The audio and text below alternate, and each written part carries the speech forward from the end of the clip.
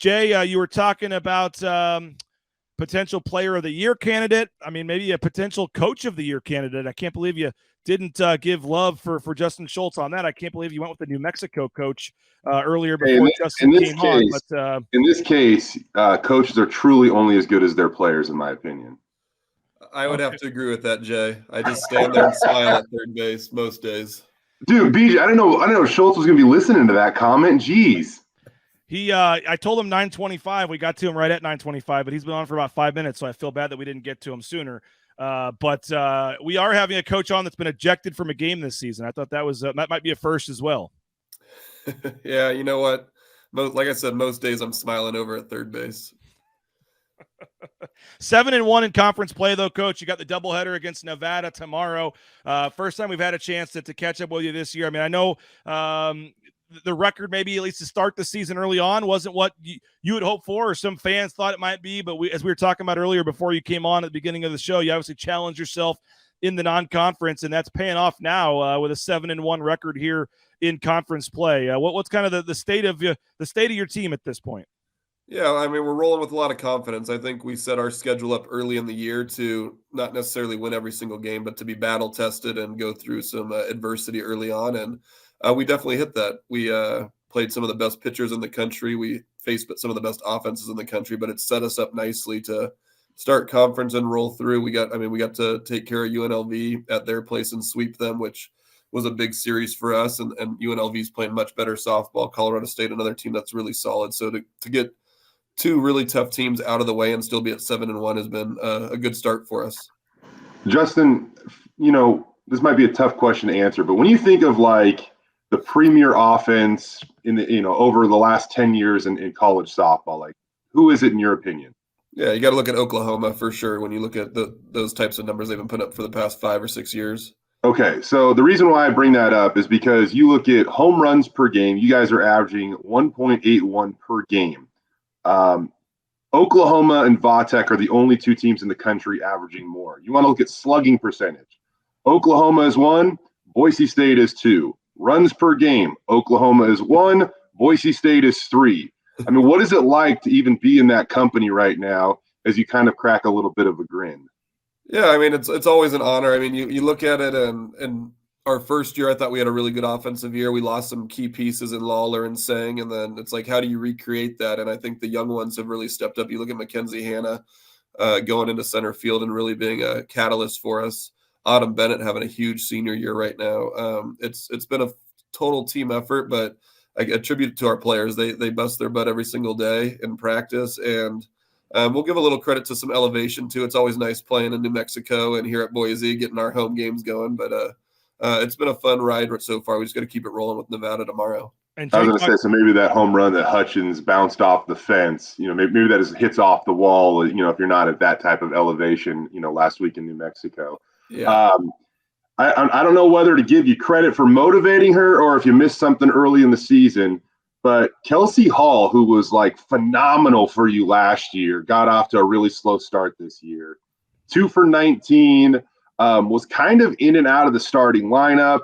And ever since that 2 for 19 start, she is hitting 670. And no, that is not a typo. I mean, to be 20 for her last 29 with 7 bombs, she's slugging like 1,200 or something in this stretch. What happened with her and how dialed in is she right now? I mean, have you ever seen a player do what she's doing over these last 2-3 weeks? No. I mean, what she's been doing, we knew she's special. I think part of it's confidence. Early on, we played a tough schedule, and we talked, and I had a quick pull on her at times. We needed to go with a defensive lineup at times, and so for her, she didn't get as many opportunities because of how deep we are offensively. But she worked hard, and when she got back in the lineup, she's shown why she shouldn't leave the lineup for the rest of the year. And so now what she's doing has been very, very impressive. And so I told somebody the other day, I think the idiot right in the lineup probably cost her a few home runs here and there. Hey, I know what that's like now. I was working on the lineup earlier this morning. I got a game tonight for the 8-year-old Mets. So I'm feeling we're 0-1 and we scored 1 run in our first game, Coach. So I know I'm already feeling the heat in terms of trying to get the lineup going. And I did text you for a little lineup help, but I'm going against the strategy tonight because we tried it in the first game. And I'm going to switch the lineup up a little bit. Jay, I was getting lineup tips from Coach Shults here, so he's. I'm gonna give him credit for my turnaround as well if it happens. But I'm gonna guess you're gonna mercy rule the team tonight. Then does the odds say that you got a great chance of it? I took his advice and we lost 13-1, so I'm gonna mix it up. I'm gonna mix it up tonight and see who the better coach is here. How are you gonna do that to him, BJ? I told you my motto, BJ. If you can't hit, get hit. So get on the plate and wear some pitches for him.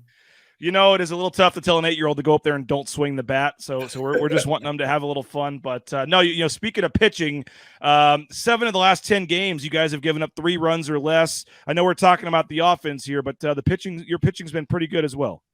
Yeah, we once again started out a little bit rough. We were trying to figure out how to piece it all together. Some of those early losses, like I really go back and I look at UCF. We learned a lot about what we should be doing with our staff. Used Taylor a little bit too early in that game. So we've found Taylor can not only start, but she can close. And then same thing with Lindsay. So they complement each other nicely and really figuring out how the staff molds together. But at this point in the season, we are who we are, and you're going to see those two a lot. The remaining 15 games, we'll sprinkle in Brooke Thompson and Casey Aguanaga. But for the most part, you're looking at those two, and we're going to go as far as they continue to grow for us. Well, one more for me. I mean, the doubleheader tomorrow, kind of a weird Wednesday doubleheader, starts at noon, the first game. Just, I guess, the reasoning behind this with the scheduling and the conference tournament, and I guess what are your thoughts on playing the only 2 teams 2 times, I guess, and how that impacts things because you lost the game already, not being able to finish that series against Colorado State?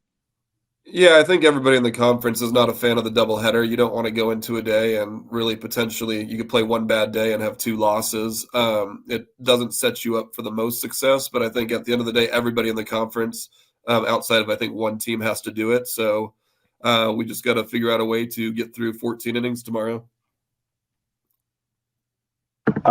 Justin, just kind of I want a bigger picture question here for you. You look at the new scoreboard over at the new video board, I should say, over at your guys' park.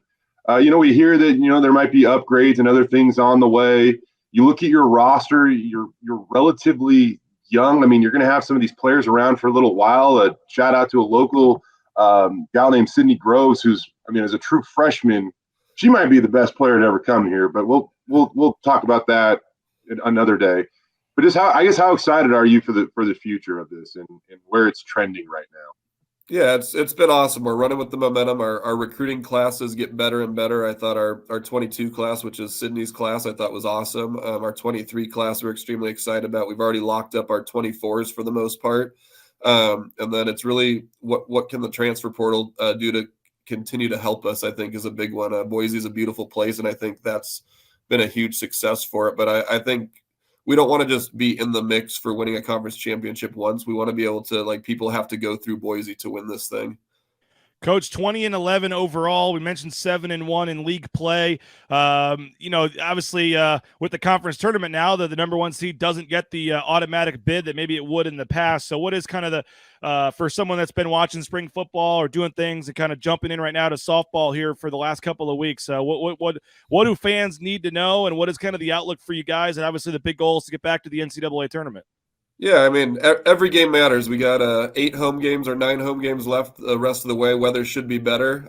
We've put ourselves in an at-large bid as well. If we don't win the conference tournament, I expect we should be in the mix for it. But we're sitting at, I think, 35 in the RPI right now. We're 31 in one of the other ranking systems, which puts us on the map.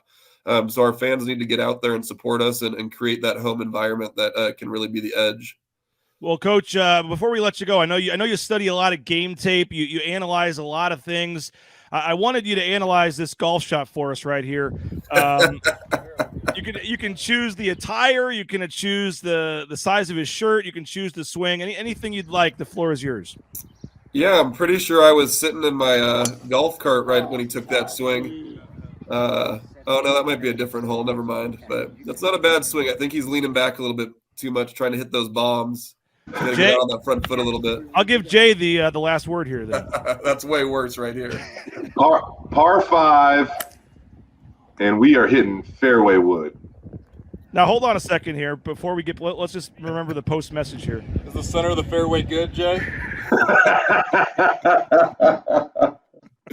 Oh, that was a good day. I'm excited for that again this year, BJ. Well, I'm hoping Same. you can't. I'm hoping you're in the College World Series, right? And you can't make it. That's the goal. Yeah. But if it works out and we can have you out there, we'd love to have you. What was the? By the way, this picture here, was this when you told Jay there was coleslaw on his sandwich, or what was the deal here? I'm pretty sure that was right before Jay had to announce I was closest to the pin, and I think Kalen Downs was in that tournament as well. I'm not 100% sure, but Yes, you're absolutely 100% sure. JP. You did win closest to the pin though, but then you gave it to somebody else who ended up being in Jay's group, right, Jay? I think that's right, actually. Yeah. What a nice guy Justin Shults is. Golly, man. Yeah, go buy a ticket, watch his team this week or on Wednesday. I appreciate that. We appreciate you coming on, Justin. Looking forward to catching up again time or two down the road here as you guys continue to work towards the Mountain West Championship and that spot in the NCAA tournament. You got a doubleheader tomorrow starting at noon.